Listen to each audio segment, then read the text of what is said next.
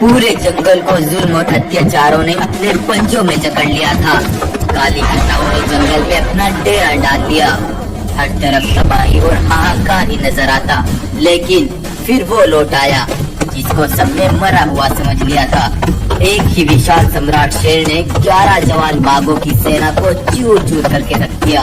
तो क्या आप जानना चाहोगे इस विशाल महान सम्राट शेर की? आइए आपको सम्राट के बचपन की एक बड़ी दुर्घटना के बारे में बताते हैं। सम्राट के पिता रघु का दुश्मन भल्लाल रघु का जंगल हड़पना चाहता था।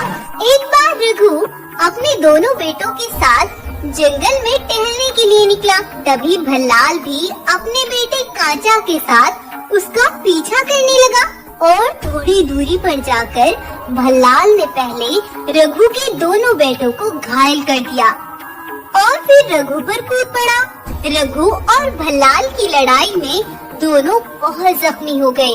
भल्लाल फिर से रघु के बेटे पर वार करने लगा, लेकिन इस बार रघु ने उसे मौत की घाट उतार दिया। लेकिन रघु भी अब बहुत ज्यादा घायल हो गया था और उसने वहीं दम तोड़ दिए और ऐसी दुश्मनी बन गई थी बेटे और भल्लाल के बेटे के बीच। समय ऐसे ही बीता और रघु के दोनों बेटे सम्राट और भोला दोनों जवां और बलवान हो गए। सम्राट को उसके पिता ने बस एक ही बात सिखाई थी कि मेरे बाद राजा ना बनकर भी तुम जंगल के जानवरों की अपने परिवार की तरह रक्षा करोगे। और इस बात की सम्राट ने गांठ बांध ली थी। सम्राट सबके दिलों पर राज करता था। सभी जानवर उसका आदर और बड़ा सम्मान करते थे। भोला छोटा था, वो किसी की ही बातों में आ जाया करता था। भोला के साथ उसका एक बहुत पुराना सेवक भी रहा करता था। भोला का सेवक उससे कभी कभी छिपकर शिकार भी करा लिया करता था। एक बार भोला अपनी गुफा पर सो रहा था, तब उसे एक सपना आया कि एक सुनसान से जंगल पर एक सुरंग के पास जादुई मणि रखी थी। और सपने में ही भोला के पिता रघु ने भोला से कहा, भोला, ये जादुई मणि तुम्हारे भाई की अमानत है। इसकी शक्तियाँ सम्राट को महाताकतवर और विशाल बना देंगी, लेकिन तुम और किसी को इसके बारे में बिल्कुल नहीं बताओगे। और तभी भोला की आँख खुल गई और वो सीधा अपने भाई सम्राट के पास गया। भाई सम्राट, मुझे आपसे एक बहुत जरूरी बात करनी है। हाँ भोला, बताओ। नहीं, यहाँ नहीं, अकेले में कुछ बात करनी है।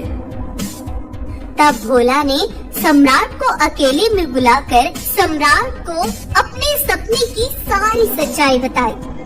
लेकिन उनकी ये सारी बातें भोला के उसी सेवक ने छुपकर सुन ली और वहाँ से निकल गया। इधर सम्राट भी उस जादुई मणि की तलाश में सम्राट काली घाटी की सुरंग तक पहुँच ही गया।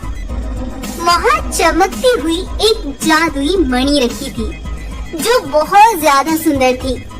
सम्राट उसे हासिल ही करने वाला था कि तभी बाघों की एक सेना तेजी से दौड़ती हुई इसके पास पहुंची, जो कि भल्लाल के बेटे कांचा की सेना थी।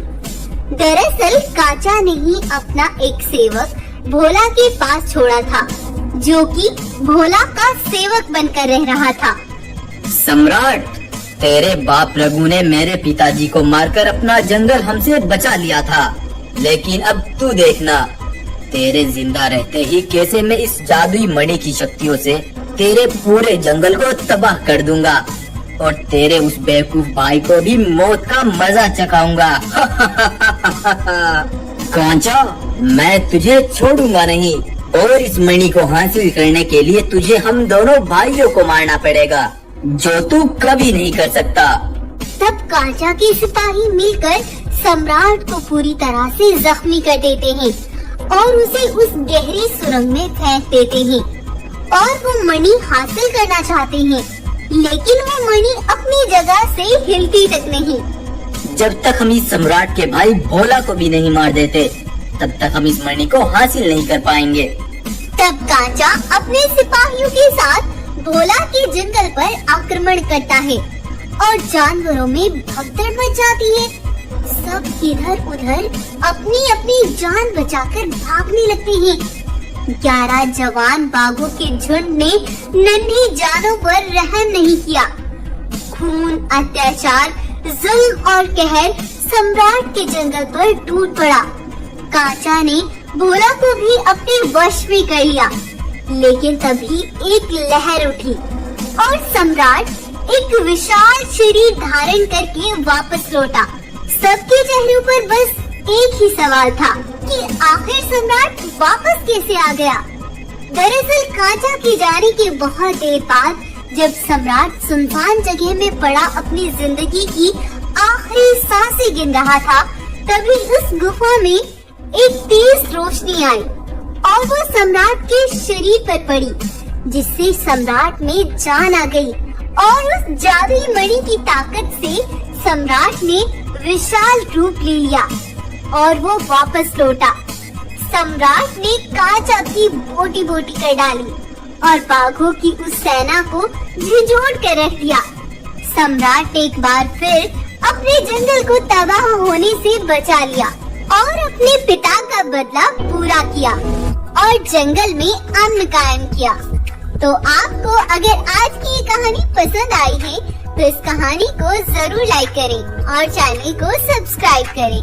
धन्यवाद।